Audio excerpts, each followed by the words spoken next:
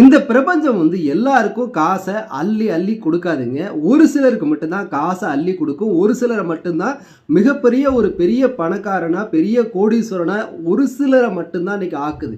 அந்த ஒரு சிலர் ஏதாச்சும் வந்து ஒரு உதவி பண்ணுவாங்க அப்படின்னு ஒரு நம்பிக்கையில் கடவுள் வந்து அவங்கள பெரிய இடத்துக்கு கொண்டு போகுது. ஆனால் பணக்காரன் ஆனதுக்கப்புறம் எல்லாத்தையும் மறந்து எந்த ஒரு உதவியும் ஏழை மக்களுக்கோ கஷ்டப்படுறவங்களுக்கோ அந்த பணத்தை வச்சு அவங்க செய்யலை அப்படின்னு வச்சுக்கோங்களேன், அந்த பணம் அவங்களுக்கு ரொம்ப நாளாக நிலைக்காது. இன்றைக்கி நிறையா பேரை வந்து கடவுள் வந்து கோடீஸ்வரராக ஆக்குறாங்க. இன்றைக்கி வந்து அந்த பணத்தை அவங்களும் சரியாக பயன்படுத்துறதில்ல, அடுத்தவங்களுக்கு கொடுக்கறதில்ல, பாதுகாக்குங்கிற பேரில் தன்னோட பரம்பரைக்கு சேர்த்து வச்சாங்க அப்படின்னா வந்து அந்த கருமா அவங்கள சும்மா விடாது.